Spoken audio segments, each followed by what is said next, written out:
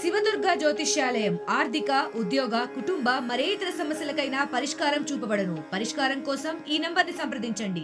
తెలంగాణకు సంబంధించిన మాజీ ఐపీఎస్ అధికారి తెనేటి కృష్ణప్రసాద్ బాపట్ల నుంచి ఆయన అభ్యర్థిగా ఉన్నారు. టీడీపీ నుంచి మాట్లాడదాం. Sir, first of all me congratulations. ఇప్పటి వరకు మీరు అంటే పోలీస్ అధికారికి ఉన్నప్పటికీ ఇప్పుడు పూర్తి స్థాయిలో ఒక ఎంపీ అభ్యర్థిగా బరిలో నిలబోతున్నారు. ఎలా ఉంది? చాలా సంతోషంగా ఉంది.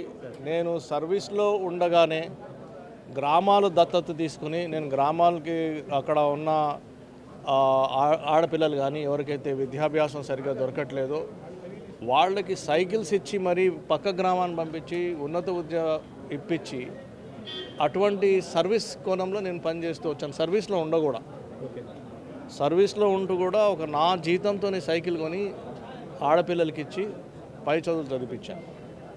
అదేవిధంగా మనకు మొన్న కోవిడ్ వచ్చినప్పుడు అమెరికన్ ఇండియా ఫౌండేషన్ కేపీ ఫౌండేషన్తో పనిచేసి ఇద్దరం కలిసి కోవిడ్ సిచ్యువేషన్లో మీకు గుర్తే ఉండొచ్చు, ఆ రోజుల్లో ఆక్సిజన్ సిలిండర్ లేకనే చాలామంది చనిపోయారు. ఆ టైంలో ఐసీయూ బెడ్ లేకనే చాలామంది చనిపోయారు. అటువంటి వాతావరణంలో American India foundation KP foundation కలిసి 16,000 ఆక్సిజన్ వెంటిలేటర్స్ భారతదేశానికి పంపిణీ చేశాం. అదేవిధంగా 100 బెడెడ్ హాస్పిటల్స్ 23 కట్టించి ఇచ్చాం. సో అటువంటి సేవా దృక్పథం ఉన్న వ్యక్తిని నేను.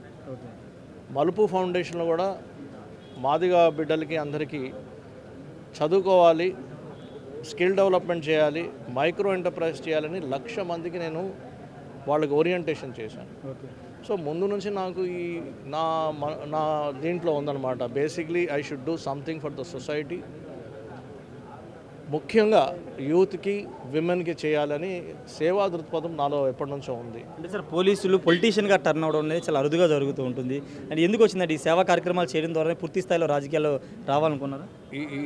ఈ మధ్యకాలంలో మీరు చూశారు, చాలామంది పోలీస్ అధికారులు రాజకీయాల్లోకి వచ్చారు. అది ఏంటంటే బేసిక్లీ సర్వీస్ టు సొసైటీ చేయాలని. ఇప్పుడు ఫర్ ఎగ్జాంపుల్ నేను మిగతా వాళ్ళ గురించి నేను మాట్లాడలేను, కానీ సర్వీస్ టు సొసైటీ చేయాలని నాకు ఉంది. ఇంకోటి ఏమంటారంటే మనం రిటైర్ అవుతాం, 60స్లో రిటైర్ అవుతాం. ముందు 60స్లో అంటే 60s అనుకునేవాళ్ళు. ఇప్పుడు 60s is nothing but 40s. Today 60s, yesterday's 40. ఆ ఎనర్జీ, ఆ ఐడియాస్ ఇంకా అలాగే ఉన్నాయి. ఇంకా చేయాలని ఉంది. ఎంతవరకు ఆఖరి శ్వాస వరకు ఎంత మన సొసైటీకి సర్వీస్ చేయగలుగుతామో చేస్తూనే ఉండాలండి. నాకు గొప్ప ఐడియాలు ఉన్నాయి.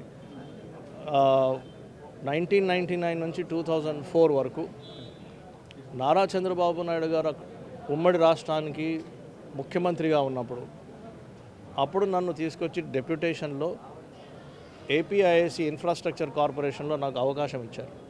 అప్పుడు మీకు అంతా తెలుసు, ఇక్కడ గంగవరం పోర్టు, కృష్ణపట్నం పోర్టు, ఆ తర్వాత అక్కడ హైదరాబాద్ నడిబొడ్డున ఎయిర్పోర్టు, ఔటర్ రింగ్ రోడ్డు, అక్కడ ఉన్న మొత్తం ఫైనాన్షియల్ డిస్ట్రిక్ట్ అక్కడ ఏమీ లేదు, ఎడార్లా ఉండేది.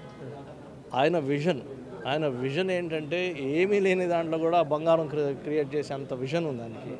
సో బేసికలీ ఇప్పుడు ఏంటంటే మానవ వనరుల గురించి ఆయన బాగా ఆలోచన చేసి ఎలాగ ప్రతి ఒక్కళ్ళని బీద వాళ్ళని కూడా ఎవరు లేని వాళ్ళని కూడా ఒక మంచి మర్యాదతో బతకాలని ఆయన ఒక ఆలోచన వచ్చింది. ఆ ఆలోచన ప్రకారం ఇప్పుడు పనిచేయబోతున్నారు.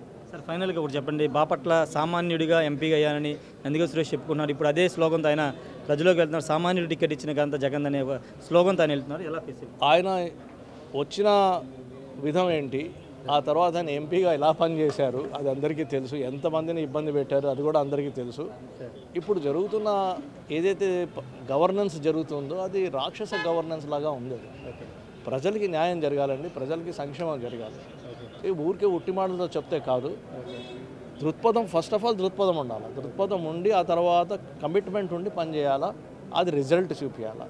ఆ రిజల్ట్ లేకుండా ఊరికే మాట్లాడితే అది పనికిరాని మాటలు.